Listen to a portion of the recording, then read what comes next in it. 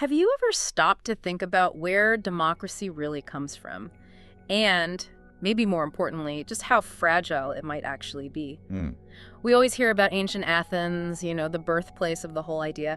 But what was it really like there?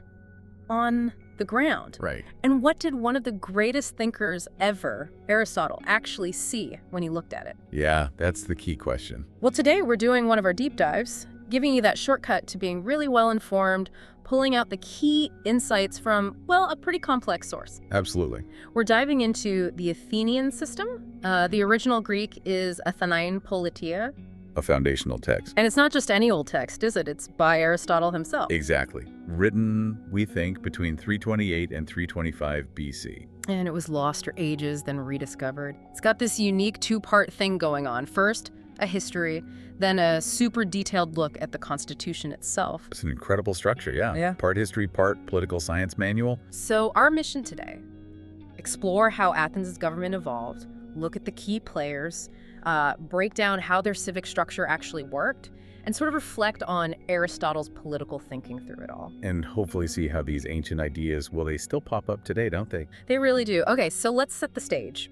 Before Athens became this, democratic ideal, what was life actually like for people there? What was the system? Well, what's fascinating, and you mentioned Aristotle, is his method. He's not just sitting around theorizing. Right. He's doing what looks like, well, empirical research. An ancient political scientist, really. He sees humans as social animals, so he meticulously details what Athenian society looked like right at the start. So he's getting his hands dirty, observing the facts on the ground. Pretty much. And what he observed early on, it was a society full of division, lots of unrest. The rich basically held all the cards, absolute power. While poor, they were in a really vulnerable spot. They were often called hectomoroi. Hectomoroi, what does that mean? 6 miners. They worked the land for the wealthy, got to keep only a sixth of what they produced. Only a sixth? Wow. And the terrifying part was, if they couldn't pay their dues, they, their wives, their children, they'd be sold into debt slavery. Sold into slavery just for being in debt? That's brutal. It was. And as you'd expect, land was concentrated in just a few hands. So, a really unequal society. What about the politics? Who was actually in charge before things started changing? Politically, before figures like Draco came along, Athens was run by archons. And these guys were picked only from the noble families. Aristocrats, basically. Exactly. Initially, the job was for life. Then it got reduced to 10-year terms. The big early roles were the basileus, kind of a king figure, mostly ceremonial. By then, the polemarchos, who was the war chief, and the archon, the main administrator. Okay. And then later, maybe around 684 BC, they added the thesma theta, 6 officials whose job was basically writing down the laws. They served for just 1 year.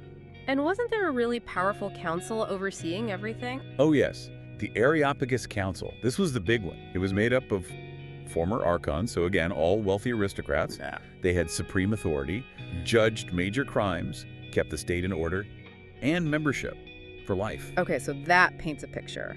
Deep inequality, power locked up tight with the aristocracy, which makes the arrival of someone like Solon, well, incredibly important. Absolutely pivotal. What did he actually do to shake up this system? Well, the really interesting question that comes out of this is, how do you reform a system that's so fundamentally unfair? And Solon's reforms were like an earthquake.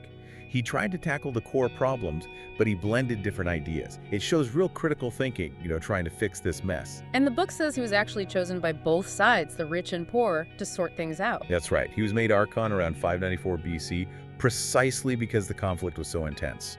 And both factions kind of trusted him to mediate. So what was his first big move?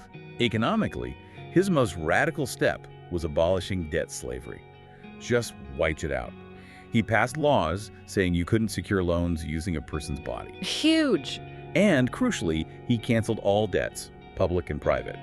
This is the famous Cleisthenes, the shaking off of burdens. I remember reading there was some controversy, though, like maybe he tipped off his friends. Yeah, some critics, especially later Democrats, accused him of telling his buddies about the debt cancellation early, so they could snap up land cheap before the law passed. An ancient insider trading scandal. Kind of. But Aristotle, or at least the text we have, seems to suggest Solon was acting for the city's good overall. He also standardized weights, measures, currencies.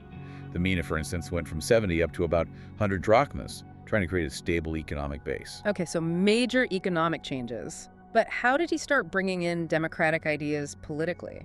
This is where it gets really interesting.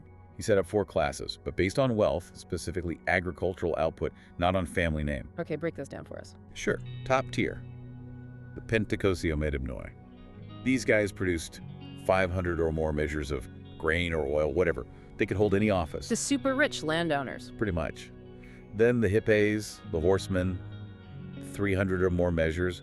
They could afford a war horse. Right. Third, the Zugite, the yoked men, 200 measures or more. Oh. Owned a team of oxen for plowing. The sort of middle-class farmers. You could say that. Mm. And finally, the Thetes. Less than 200 measures. Little or no property. Now here's the key thing. They couldn't hold high office, but they did get into the assembly and the popular courts. So even the poorest citizens got a voice, got some power in the system for the first time. A direct voice, yeah. It was a massive step. He also created new institutions. A council of 400 and 100 from each of the old 4 tribes to prepare business for the assembly. Setting the agenda. Exactly, and maybe the most democratic move. The right to appeal decisions made by magistrates to the popular courts, the Heliaia. So the people, through the courts, had the final say on the law. That's it. Ultimate control, resting with the people. And he had that strange law about taking sides in a civil conflict, right? You couldn't stay neutral. Yeah, fascinating. He penalized anyone took away their citizen rights if they didn't pick a side during civil strife. He wanted active citizens, not apathy. Force people to engage? Pretty much. Then, after doing all this, he just left. Went traveling for 10 years, Egypt, Cyprus. The book says he did it deliberately so people couldn't pressure him to change or reinterpret his own laws. Wow, just walks away. That takes some confidence in your work. How did he see his own achievement? He felt he gave the people just the right amount of power. Not too much, not too little. He said he held his shield over both rich and poor, letting neither win unfairly. And he freed the debt slaves. But not everyone was happy. No. He knew many poor were mad he didn't just seize land from the rich and redistribute it. And some rich were furious he canceled the debts. But he insisted he put the city's overall health first. Okay, so Solon sets up this new framework. But it doesn't instantly lead to stable democracy, does it? Things take another turn. We get tyrants. Right, and this is where Aristotle's analysis gets really nuanced. He shows how this period of tyranny, which seems like a step backward, actually had this paradoxical effect. How so? Well, figures like Pisistratus, even though they ruled autocratically, they tended to weaken the old aristocratic power structures. They appealed more directly to the common people, funded public works, created a sense of civic unity that kind of unintentionally paved the way for later, more radical democracy under Cleisthenes. Interesting. So who was this Pisistratus? The book has quite a story about how he took power. Oh yeah. Around 561 BC, Pisistratus was known for being popular, a bit of a demagogue maybe. He pulls this stunt where he wounds himself. Wounds himself? Yeah, claims his political enemies attacked him, the people get outraged and grant him a bodyguard of club bearers. Club bearers, okay. And he uses these club bearers to march up and seize the Acropolis. Power grab, basically. Maybe the first recorded bit of political theater or fake news to gain power. That's audacious. Was his rule as harsh as that beginning suggests? Actually, no. Aristotle describes his rule as generally moderate, humane even. He gave loans to poor farmers, set up local judges in the countryside so people didn't have to trek to the city for justice. So surprisingly stable. So stable it was sometimes called the Age of Chronos, like a golden age. He did introduce a tax, 1/10 of farm produce, which made him wealthy, but also maybe encouraged productivity. But he didn't rule uninterrupted, did he? He was exiled. Twice, yes. And he got back both times using clever schemes. The most famous was when he supposedly rode back into Athens with a tall, striking woman dressed up as the goddess Athena. Seriously? Dressed as Athena? Yep, trying to suggest the gods themselves were bringing him back. Bit of theater again. Amazing. What happened when he died? Did the tyranny continue? It did. He ruled on and off for 33 years, 19 actually in power. When he died, his sons took over. Hippias, the older one, known for being a capable administrator, and Hipparchus, the younger, who was more into arts and poetry, patronizing poets like Anacreon and Simonides. But things went sour with the sons, didn't they? Hipparchus was assassinated. That's right, 514 BC. It was apparently over a personal insult. Hipparchus insulted the sister of a young man named Harmodius, after Harmodius had rejected his advances. Okay, personal drama turns political. Big time. Harmodius and his lover Aristogiton plotted revenge and killed Hipparchus. This event really changed things. Hippias's rule became much harsher, much more paranoid and tyrannical. So the mask slipped. How did it finally end? The Spartans got involved. King Cleisthenes. He was persuaded by Athenian exiles, especially the Alcmaeonid family, led by a man named Cleisthenes, to step in. Cleisthenes, remember that name. Definitely. The Spartans besieged Hippias on the Acropolis. He eventually surrendered and was forced to leave Athens for good. The whole period of tyranny under Pisistratus and his sons lasted about 97 years, according to the text. 97 years. Wow. Okay, so the tyrants are gone, but the power vacuum leads to more struggle, right? How does the system evolve now, and who is this Cleisthenes figure? Well, the big question now is, after decades of tyranny, how does a city find its footing again?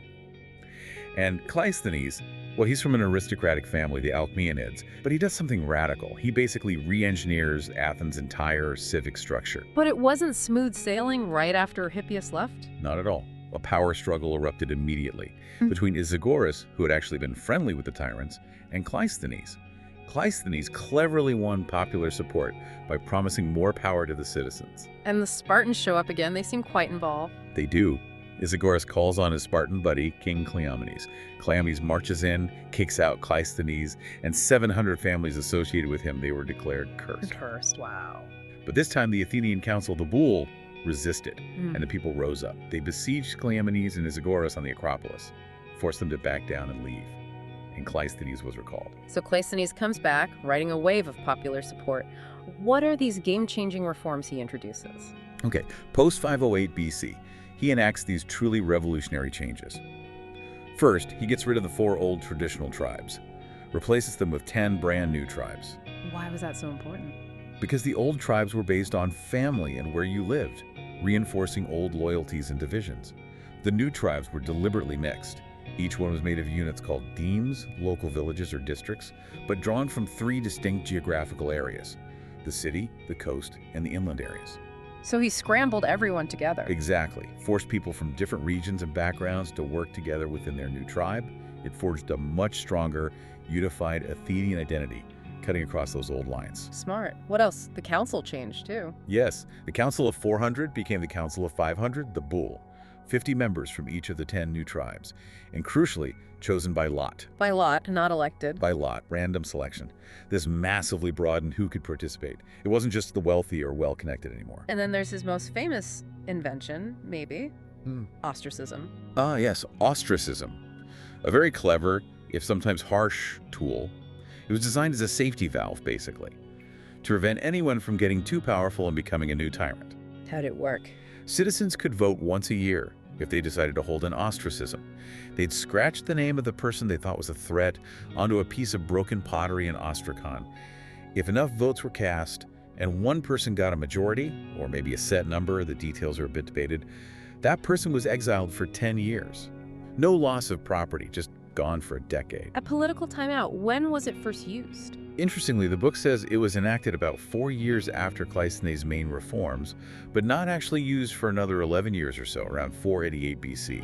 First against a relative of the old tyrants, then later against others, including Pericles' own father, Xanthippus. It took a while to get going. Were there other things happening that strengthened this new democratic feeling? Definitely.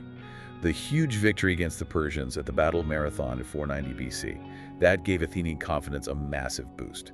And then, this incredible stroke of luck, or maybe foresight. They discovered huge new veins of silver in the mines at Laurion. Silver mines. Big debate about what to do with the money. Huge debate. Some wanted to just hand it out to all the citizens.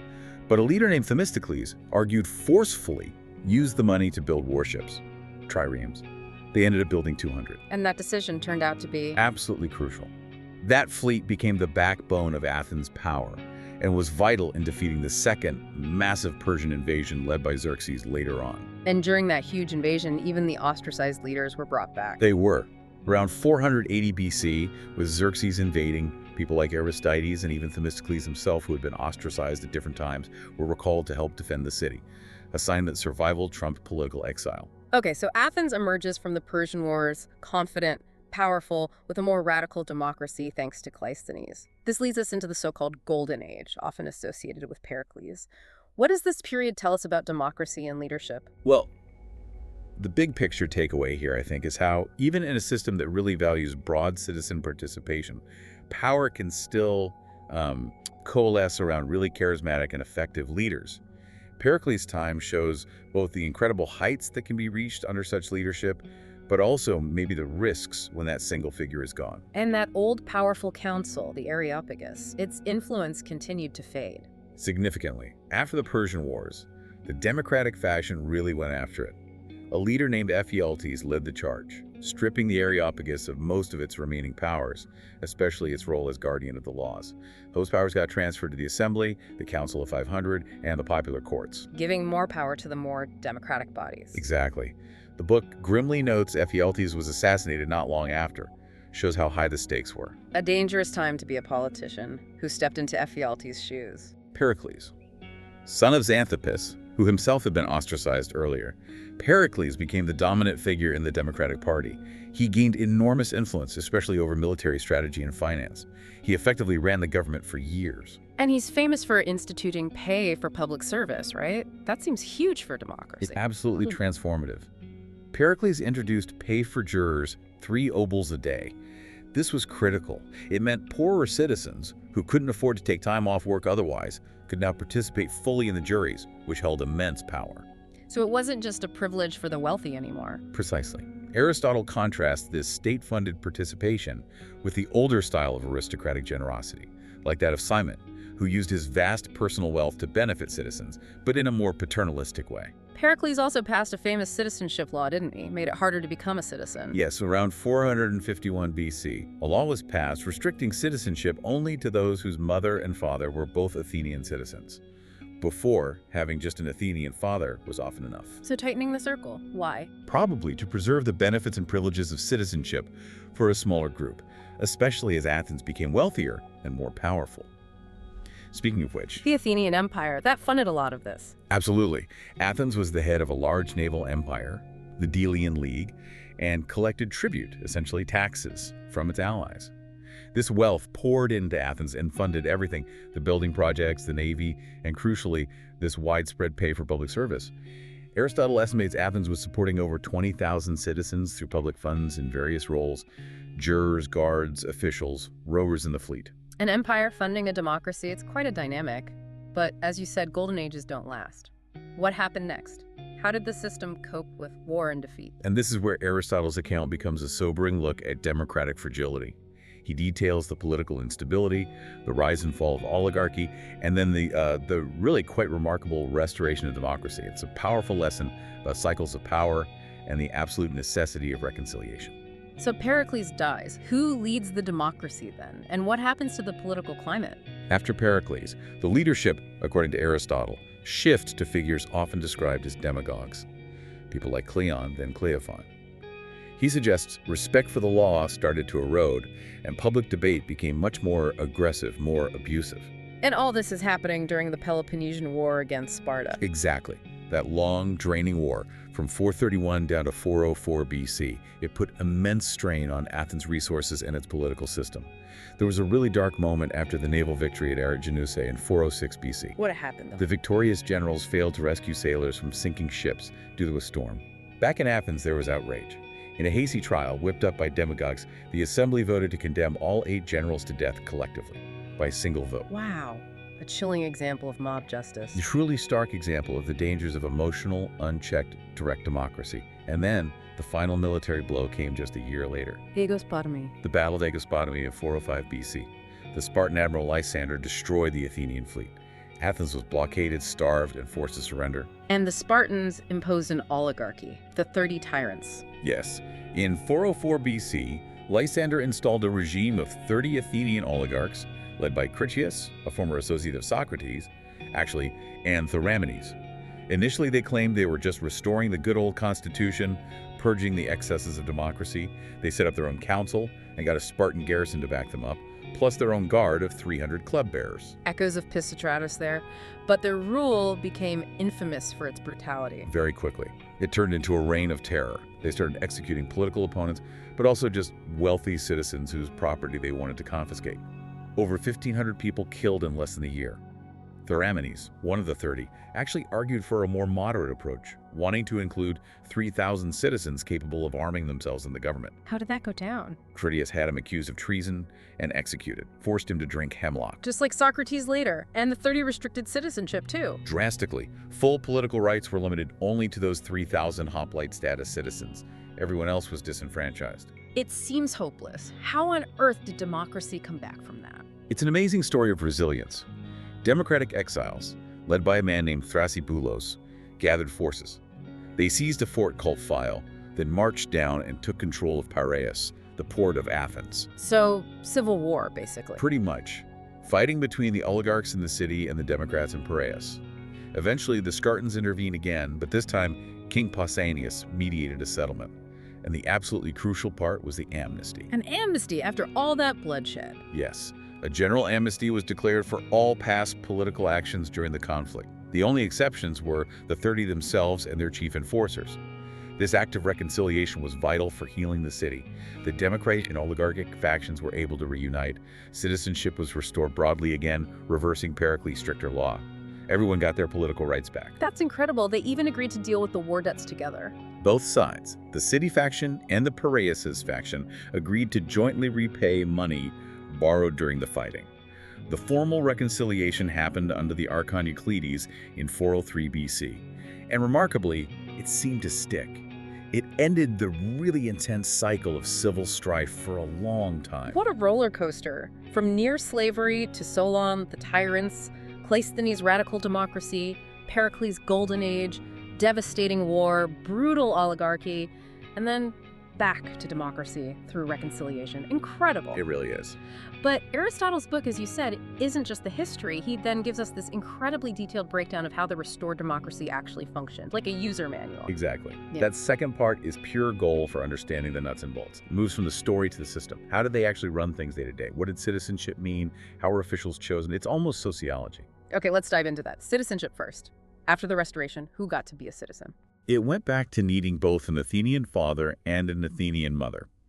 At 18, young men had to get registered in their local deme. They faced an examination by their fellow demesmen. If they passed, they became ephebes. Ephebes? Like cadets? Sort of. They did 2 years of compulsory military training, the ephebia, and they swore a very solemn oath of loyalty to Athens and its laws. Okay, so citizenship wasn't automatic. It involved registration, scrutiny, training, and an oath. What about holding office? How do they choose their magistrates? You mentioned election and a lot earlier. Right. Aristotle lays out both systems clearly. Some key roles were filled by election, a show of hands, kertonia.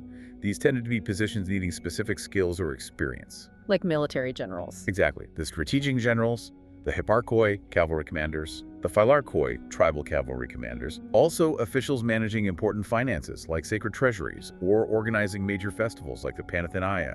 You wanted competent people for those jobs. Makes sense. But most other jobs were filled by lot. The vast majority, yes, especially administrative and judicial roles. This was central to their idea of democracy, spreading responsibility, preventing corruption, giving every eligible citizen a chance to rule and be ruled in turn.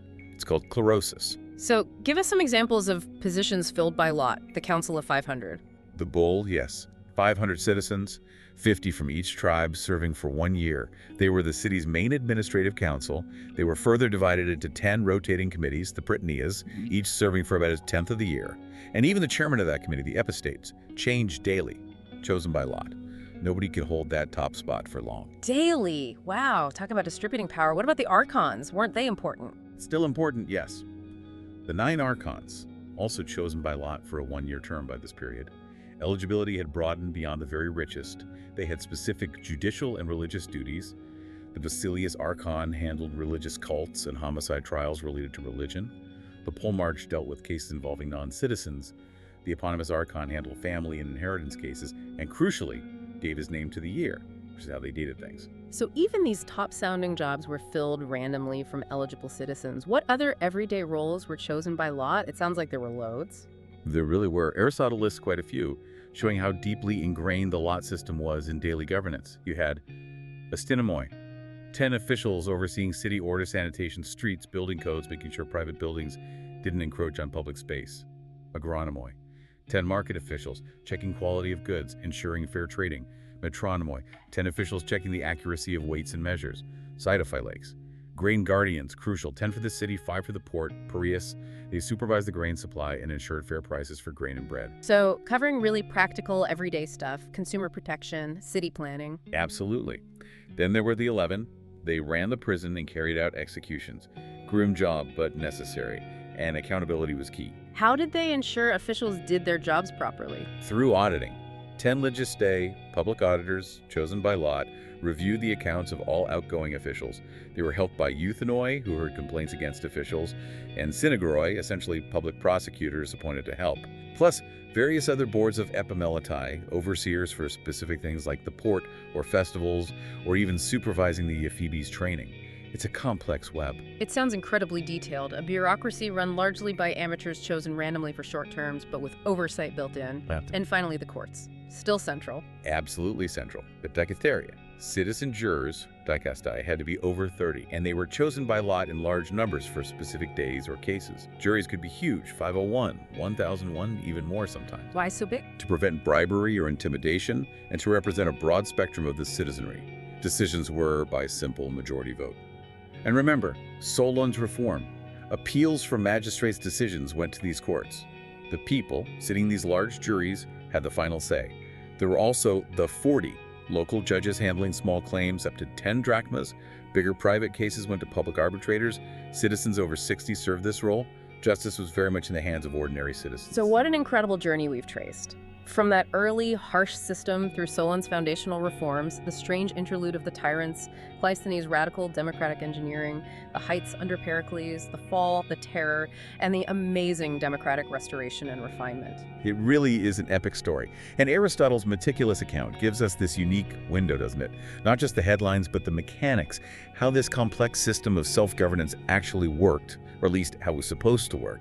He shows us a society constantly wrestling with these huge questions: power, justice, the common good, how to balance freedom and order. It's not just history, it's political science in action right from the source. So the final question, the one we always ask, what does this all mean for us today? When you look at Athens' wild ride, radical democracy, oligarchy, demagogues, reconciliation, these intricate systems for participation, are we still wrestling with the same basic issues? Wealth, power, justice, the dangers of faction, the role of the citizen, just maybe in modern clothes. I think we absolutely are. And could understanding the Athenian system, its strengths and its deep flaws, give us insights into our own democracies, their fragility, maybe their resilience too? Just think. What if we use some of their ideas today? Paid juries are common, but what about selecting more officials by lot? Or having massive citizen juries? Or even ostracism? Would it revolutionize things? Or would it destabilize everything? Something to ponder.